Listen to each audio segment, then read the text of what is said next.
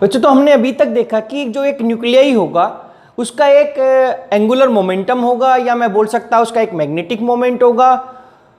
वो ये angular momentum और ये मैग्नेटिक मोमेंट उसके प्रोटॉन और न्यूट्रॉन के एंगुलर मोमेंटम और मैग्नेटिक मोमेंट का कंट्रीब्यूशन होगा। अब हम देखते हैं कि अब when we put any nuclei in magnetic field तो क्या होगा। जब हम अपनी एक न्यूक्लियाई को मैग्नेटिक फील्ड में रखेंगे तो क्या होगा। देखो, अगर हमारे पास एक बार मैग्नेट है तो एक बार मैग्नेट का एक नॉर्थ पोल होता है और एक क्या होता है, साउथ पोल होता है। और हमें पता है जो हमारी मैग्नेटिक लाइन ऑफ फोर्स होती है वो कहां से कहां जाती है, हमारे पास नॉर्थ पोल से साउथ पोल की तरफ हमारे पास ऐसे magnetic line of force pass होती है हमारे पास।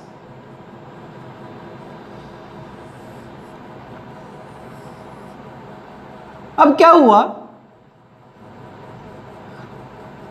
व्हाट विल हैपन, जब हम इसको एक्सटर्नल मैग्नेटिक फील्ड के अंदर रख देंगे तो हमने बोला कि एक अगर हमारे पास ये एक नॉर्थ पोल लगाया हम लोगों ने, क्या किया, साउथ पोल।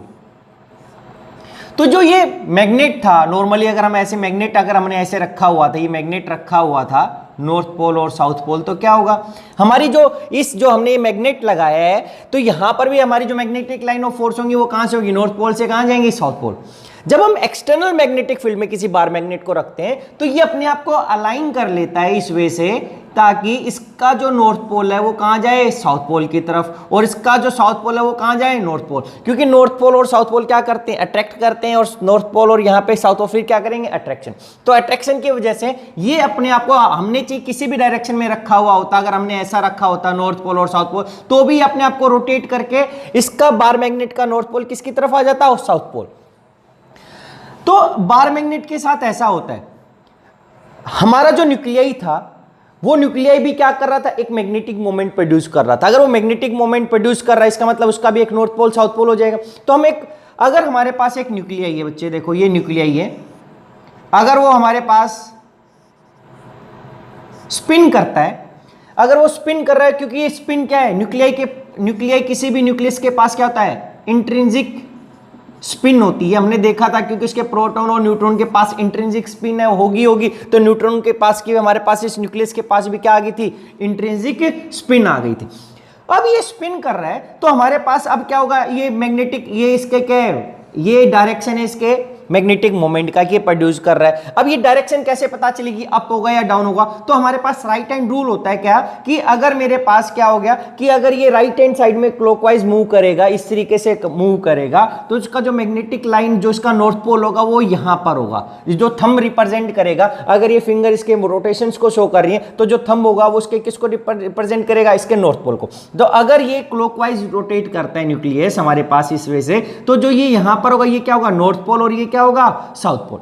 तो इसका मतलब कि इसकी जो जो इसके मैग्नेटिक मोमेंट की, जो मैग्नेटिक फील्ड की जो डायरेक्शन वो कैसी होगी, ये अप डायरेक्शन होगी। अगर मैं इसको क्या कर दूं, एंटी क्लॉकवाइज, अगर मैं इसको अपोजिट कर दूंगा, ऐसे दूसरी वे से रोटेट करें, अभी तक तो हमने ऐसे किया था, अगर मैं इसका रोटेशन चेंज कर दूं इस तरीके से, तो क्या होगा, हमारे पास डायरेक्शन कहां चली जाएगी, डाउनवर्ड साइड। तो अगर इसी को हमने कोई न्यूक्लियाई था, अगर ये इस वे से स्पिन करेगा,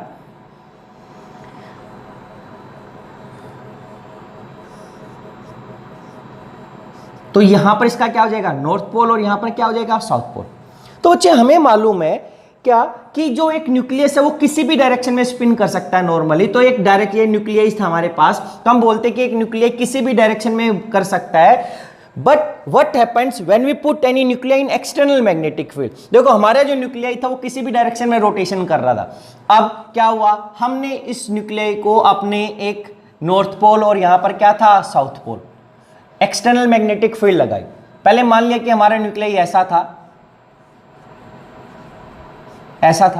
जैसे ही हमने इसको क्या किया, हमारी ये स्विच ऑफ कर दिया कि जो हमारी magnetic external magnetic line of force थी वो बंद थी, तो ये हमारा डायरेक्शन इसका किसी भी डायरेक्शन में हो सकता है, ये यहां पर हो सकता है, ये हमारी इसकी जो डायरेक्शन है ये इस तरीके से हो सकती है कि क्लॉकवाइज, एंटी क्लॉकवाइज डायरेक्शन, किसी भी डायरेक्शन में हमारे पास ये कर सकता था, ये कैसे भी अरेंजमेंट हो सकता था। लेकिन जैसे ही मैं एक्सटर्नल मैग्नेटिक फील्ड को ऑन करूंगा, देन व्हाट विल हैपन, देखो हमें पता था कि हमारा जो न्यूक्लियाई है वो इस तरीके से स्पिन कर रहा है, हमारा स्पिन करता है तो उसका एक नॉर्थ पोल क्रिएट होता है और एक क्या होता है, साउथ पोल। तो ये अपने आप को जैसे ही हम लोगों ने इसको एक्सटर्नल मैग्नेटिक फील्ड को स्विच ऑन किया बच्चे, तो ये अपने आप को अलाइन कर लेगा इन direction of external magnetic field, क्योंकि जो मैग्नेटिक लाइन ऑफ फोर्स हमारी नॉर्थ पोल से कहां जा रही है, साउथ पोल। तो ये क्या बोल रहा है कि जो हमारा ये न्यूक्लियाई होगा वो अपने आप को अलाइन कर लेगा इन direction of external magnetic field. ऐसा क्यों करेगा, क्योंकि हमें पता है इसका क्या था, नॉर्थ पोल, यहां पर कैसा था, साउथ पोल, ये क्या था, नॉर्थ पोल, ये क्या था, साउथ पोल। तो अब ये ऐसा करेगा तो ये नॉर्थ पोल और ये क्या हो जाएगा, साउथ पोल।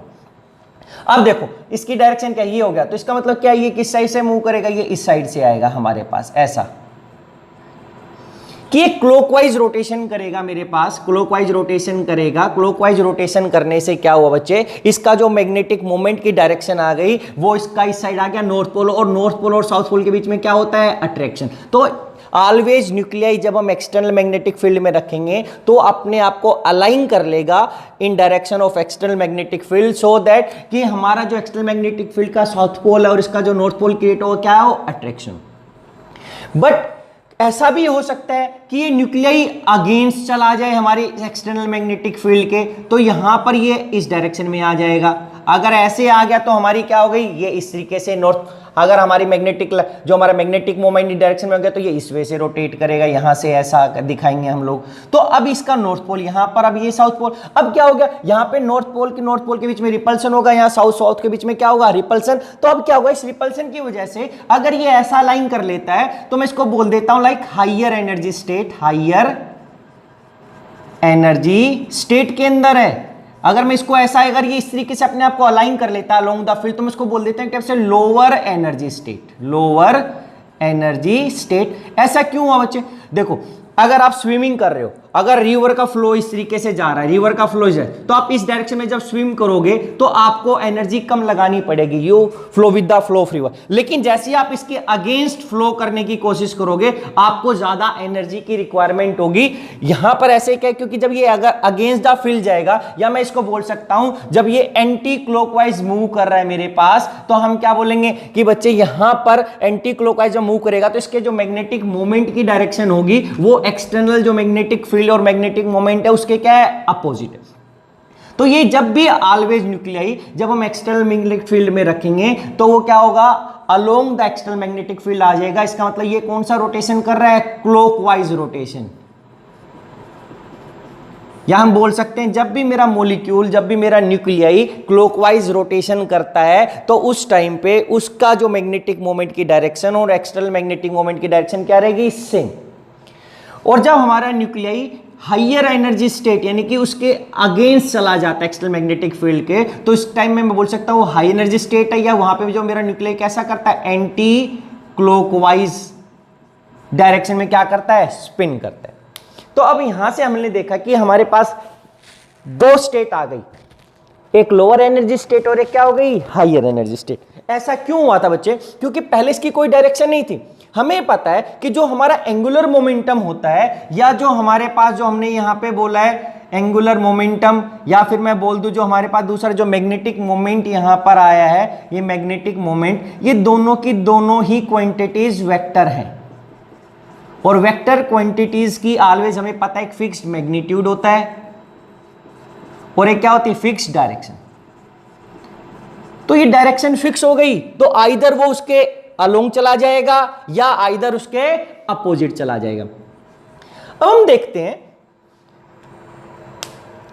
कि ये जो न्यूक्लियाई था हमारे पास, कि हम क्या बोलते हैं कि इसने भाई हमारे पास अब्जॉर्प्शन ऑफ रेडिएशन कब किया है, जब ये रेडिएशंस को कब अब्जॉर्व करेगा हमारे पास, कैसे हमारा एनएमआर के अंदर सिग्नल आएगा। तो बच्चे हम बोलते हैं जैसे ये हमारे पास क्या था, north pole, external magnetic field हमने ऑन कर रखी है, ये कैसा था, साउथ पोल। अब मेरा ये क्लॉकवाइज रोटेशन में मूव कर रहा है, इधर से ऐसे स्पिन कर रहा है, ये नॉर्थ पोल था, साउथ पोल था। हम बोलते हैं हम इसको क्या करते हैं, एनर्जी प्रोवाइड करते हैं। हम जो रेडिएशंस यूज करते हैं वो रेडियो फ्रीक्वेंसी रेडिएशंस यूज करते हैं, हम रेडिएशंस डालते हैं। और इसकी जो फ्रीक्वेंसी जो एनर्जी इंक्रीज करते रहते हैं, हम इतनी एनर्जी इसको देंगे ताकि ये अपनी जो फ्लिप, ये क्या हो जाए, फ्लिप हो जाए। जितनी इसको एनर्जी रिक्वायरमेंट है फ्लिप होने के लिए, उतनी अगर इसको एनर्जी मिल गई तो ये क्या हो जाएगा, यहां से इस डायरेक्शन से क्या होके फ्लिप होके इस साइड में आ जाएगा, ऐसा। तो देखो अब्जॉर्प्शन ऑफ रेडिएशन कब होगा, जब हम लोगों को जो इसकी एनर्जी रिक्वायरमेंट है फ्लिप होने के लिए, वो एनर्जी इसको मिल गई, तो उस एनर्जी को ये अब्जॉर्ब करके क्या हो जाएगा, फ्लिप हो जाएगा। और मैं बोलूंगा कि किस में चला गया ये हायर एनर्जी स्टेट में। अगर ऐसा हो गया तो अब्जॉर्प्शन ऑफ रेडिएशन होगा और हमें क्या मिलेगा, NMR में एक स्पेक्ट्रा मिलेगा।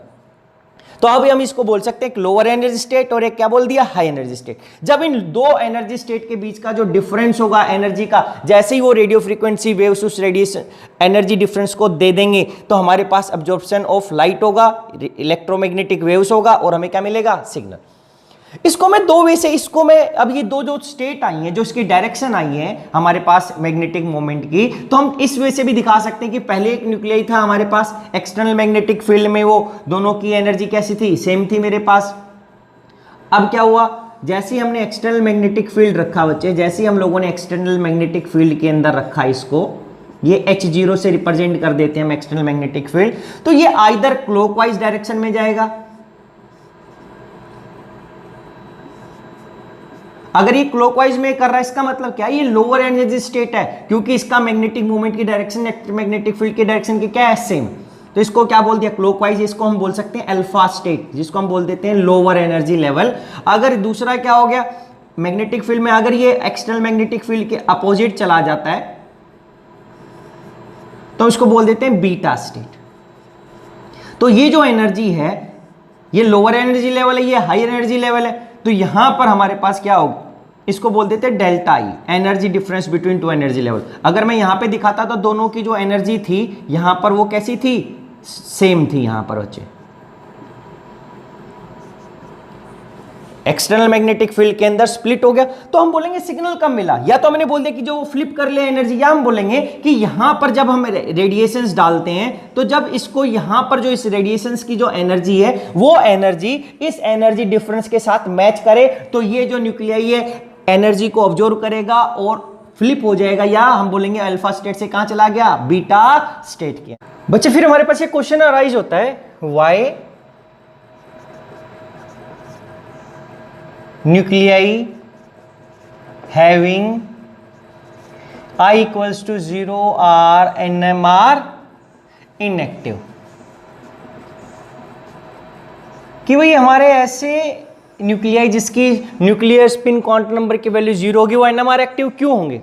इसका एक हमने आंसर पहले डिस्कस किया था कि अगर I इक्वल्स टू 0 की तो वहां पे E1 प्रोटॉन होंगे और E1 ही न्यूट्रॉन होंगे, वो सभी पेयर अप हो जाएंगे और जो रिजल्टेंट एंगुलर मोमेंटम या रिजल्टेंट मैग्नेटिक मोमेंट होगा 0 होगा, तो हमारा जो न्यूक्लियाई होगा वो प्रोड्यूस ही नहीं करेगा। अब इसको हम दूसरी वे से समझने की कोशिश करते हैं। देखो अगर मेरे पास ये नॉर्थ पोल हो गया, ये साउथ पोल हो गया, तो यहां पर ये पहले जब स्विच ऑफ है बच्चे, यहां पे हमारे पास स्विच ऑफ था मैग्नेटिक फील्ड, तो यहां पर इसकी डायरेक्शन जो स्पिनिंग की डायरेक्शन है, न्यूक्लियाई स्पिन कर रहा है क्योंकि उसके पास इंट्रिंसिक हमारे पास स्पिन होती है, तो यहां पर वो किसी भी डायरेक्शन में कर सकता था। मान लेते हैं कि अभी वो ऐसे ही कर रहा था, किसी भी डायरेक्शन, यहां पे ऐसे ही कर रहा है अभी nuclei.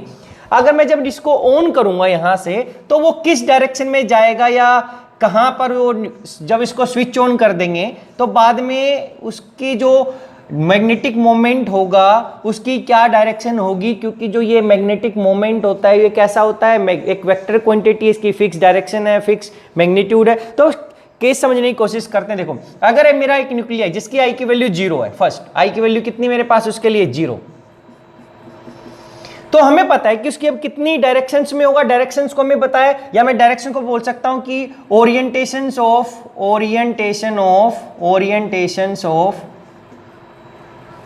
Magnetic moment, orientations of magnetic moment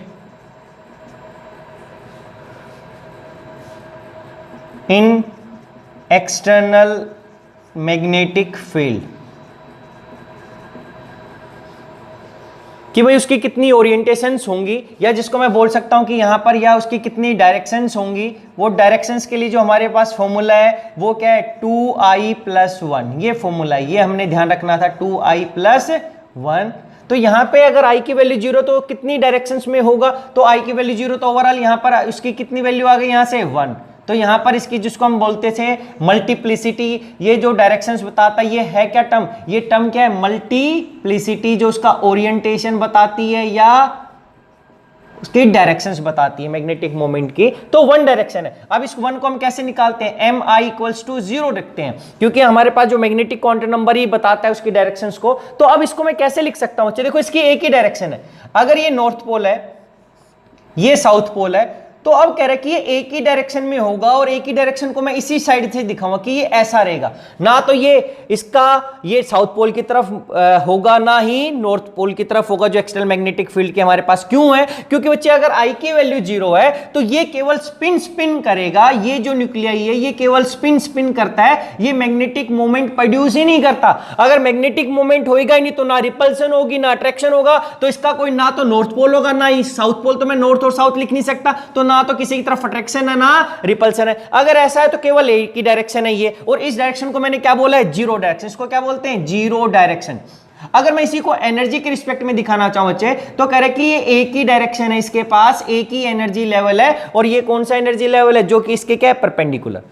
लेकिन अगर मेरे पास बच्चे आई की वैल्यू आ जाए 1/2, तो क्या होगा, मल्टीप्लिसिटी या जो पॉसिबल ओरिएंटेशंस होंगी एक्सटर्नल मैग्नेटिक फील्ड में न्यूक्लियर की कितनी हो जाएंगी, 2i+1 की वैल्यू कितनी आ गई हमारे पास, 2 × 1/2। तो किससे रिप्रेजेंट करूंगा, कौन कौन सी दो डायरेक्शन होंगी, एक mi की वैल्यू होती है -i2 + i, ये होता है, तो -i की वैल्यू क्या है, -1/2, और क्या होगी, +1/2। तो कह रहे हैं दो डायरेक्शन होंगी, एक -1/2 एक +1/2। तो दो डायरेक्शन कैसे, ये भी हमने थोड़ी देर पहले डिस्कस किया था कि अगर ये पहले नॉर्मल था हमारे पास न्यूक्लियाई, इसकी i की वैल्यू 1/2 है, तो जब ये स्पिन करता है मेरे पास, अब ये स्पिनिंग करेगा, तो ये जब हम मैग्नेटिक फील्ड को ऑन कर देंगे, एक्सटर्नल मैग्नेटिक फील्ड को, तो ये दो क्या तो इसका जो मैग्नेटिक मोमेंट है वो अलाइन हो जाएगा किसके, along the external magnetic field. अगर ये ऐसा अलाइन हो गया मेरे पास, तो इसको मैं बोल दूंगा कि ये क्या हो गया, लोअर एनर्जी लेवल हो गया। और दूसरा क्या हो गया, ये अपने आप को अलाइन कर लिया अगेंस्ट एक्सटर्नल मैग्नेटिक फील्ड। अगर अगेंस्ट करेगा तो हम ऐसा कर देते हैं,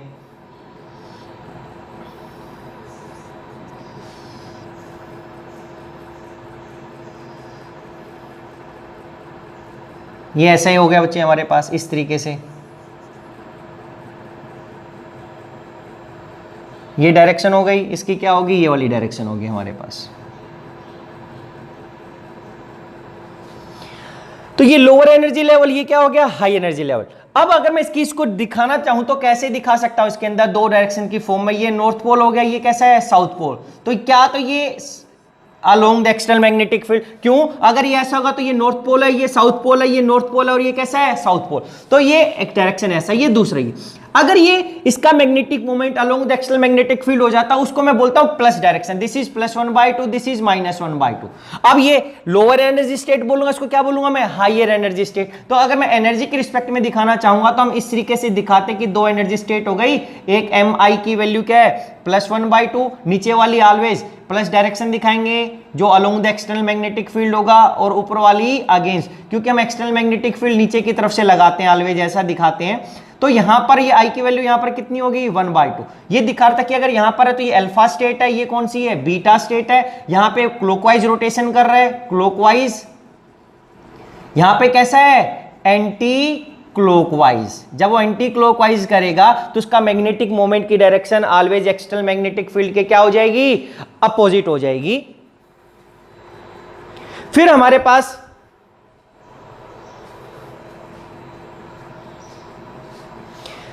पास एक केस आता है, अगर मैं बोलता हूं कि मेरे जो न्यूक्लियाई की वैल्यू, आई की वैल्यू कितनी है, 1। अगर आई की वैल्यू तो 2i+1 की वैल्यू कितनी हो जाएगी, 3। तो यहां पर उसकी तीन पॉसिबल डायरेक्शंस या ओरिएंटेशंस होंगी, कौन कौन सी, -1, 0 एंड +1। तो देखो कैसे हो गया, +1 का मतलब क्या है कि पहला ओरिएंटेशन क्या है कि वो अपने आप को along the external magnetic field कर ले, तो ये नॉर्थ पोल उसके लोवेस्ट एनर्जी स्टेट बोलूंगा मैं इसको। सेकंड क्या हो गया बच्चे, एक क्या थी, हायर एनर्जी लेवल की, ये अपने आप को उसके ऐसा अगेंस्ट कर ले, ये नॉर्थ पोल हो जाएगा, ये साउथ पोल, या वो अपने आप को, उसका मैग्नेटिक मोमेंट है दोनों को क्या रहेगा, परपेंडिकुलर। तो ये तीन एनर्जी स्टेट हो गए, क्योंकि जब परपेंडिकुलर होता है तो या ऐसा उसको जीरो स्टेट बोलेंगे, तो यहां पर इसको रिप्रेजेंट करेंगे तो कैसे करेंगे, नॉर्थ पोल, ये कैसे आ गया साउथ पोल, तो तीन डायरेक्शन 1 2 और ये, तो ये +1 डायरेक्शन 0 -1, तो ओवरऑल इसके कितने एनर्जी लेवल बनेंगे, 3 एनर्जी लेवल्स बनेंगे बच्चे इस तरीके से। एम आई की वैल्यू क्या है +1, एम आई की वैल्यू क्या है 0, एम आई इक्वल्स टू -1 और आई की वैल्यू यहां पर क्या है 1। तो ये लोवेस्ट एनर्जी लेवल, ये फिर उससे हाइयर, और ये क्या है और भी ज्यादा हाइयर एनर्जी लेवल। अगर मेरे पास आई की वैल्यू आ जाए 3/2, तो ओवरऑल 2i + 1 की वैल्यू आ गई 4, तो एम आई कितनी पॉसिबल डायरेक्शन या ओरिएंटेशन 4, -3/2 -1/2 +1/2 +3/2। तो 4 ओरिएंटेशन कैसे बच्चे, एक लोवेस्ट एनर्जी लेवल जो ओरिएंटेशन है वो तो क्या होगी, जब वो अलाइन कर ले अलोंग मैग्नेटिक फील्ड के, तो ये लोवेस्ट एनर्जी है। फिर क्या हो गया, हाईएस्ट क्या हो जाएगा, जब वो अपने आप को उसके अपोजिट कर लेता है। फिर 2 होगी हमारे पास, कह रहा है कि अगर वो थोड़ा टिल्ट हो जाए इस तरीके से कि वो उसके परपेंडिकुलर नहीं है, टिल्ट हो गया, उसका नॉर्थ पोल जो इसका साउथ पोल है वो इसका नॉर्थ पोल थोड़ा अट्रैक्ट कर रहा है, पहले हमारे पास वो कंप्लीटली उसकी किस डायरेक्शन में था, फिर इससे एक हायर एनर्जी स्टेट ऐसा हो जाएगा कि उसका नॉर्थ पोल ऐसा हो गया, ये सब। तो 4 डायरेक्शन, अगर मैं इसको इस वे से 4 इसकी डायरेक्शन रिप्रेजेंट करने की कोशिश करेंगे तो कैसे दिखाएंगे, 1 2 3 4, ये परपेंडिकुलर नहीं आता इसके अंदर। और अगर मैं एनर्जी लेवल्स के रिस्पेक्ट में दिखाना चाहूं तो क्या होगा, ये ऐसे 4 एनर्जी लेवल में स्प्लिट हो जाएगा बच्चे। ये एम आई की वैल्यू क्या हो जाएगी +3/2, एम आई की वैल्यू +1/2, एम आई की वैल्यू -1/2 और एम आई की वैल्यू -3/2, और यहां पर आई की वैल्यू क्या है 3/2। स्प्लिट होने के बाद ऐसा हो गया। तो कह रहा है कि 4 ओरिएंटेशंस हो गई। तो जो ऑलवेज जो मैग्नेटिक मोमेंट अगर उसकी डायरेक्शन में लाइंग होता है तो ऑलवेज लोवेस्ट होती है, और उसके अगेंस्ट वाली क्या हो जाती है, मैग्नेटिक मोमेंट अगर एक्सटर्नल मैग्नेटिक फील्ड के अपोजिट है तो वो क्या होती है, हाईएस्ट एनर्जी स्टेट।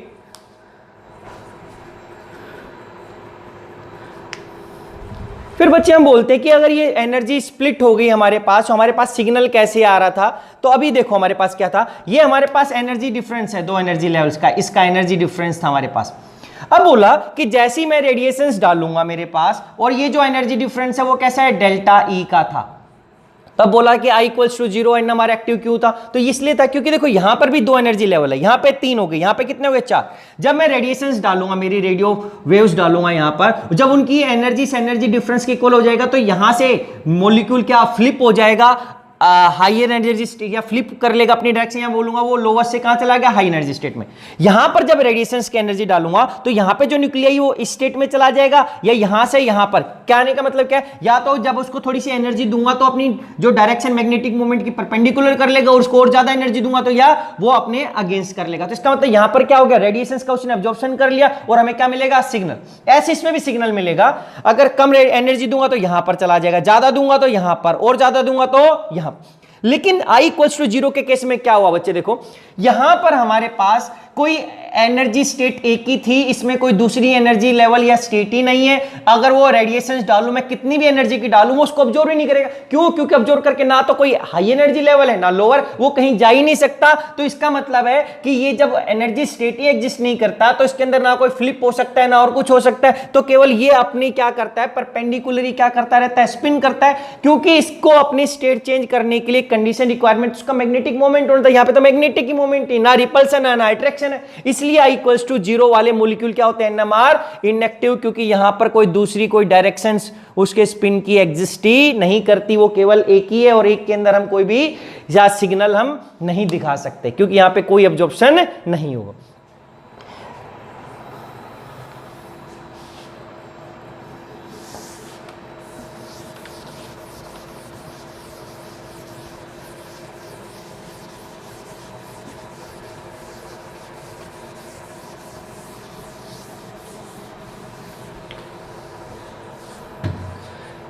फिर हमारे पास एक क्वेश्चन अराइज होता है कि जो हमने ये एनर्जी लेवल जब हमने अपने न्यूक्लियाई को एक्सटर्नल मैग्नेटिक फील्ड में रखा तो उसने क्या हो गया, उसके अलग अलग ओरिएंटेशन हो गई, ओरिएंटेशन की वजह से उसके एनर्जी लेवल्स हो गए। तो इन एनर्जी लेवल्स की एनर्जी क्या होगी, तो क्या है, what will be the energy of what will be the energy of energy levels. देखो हम निकालने करते हैं एनर्जी के लिए, हम क्या करते हैं, इस एनर्जी के लिए एक फॉर्मूला है हमारे पास, this is mi/i mu beta H naught. ये क्या है, बोर मैग्नेटॉन,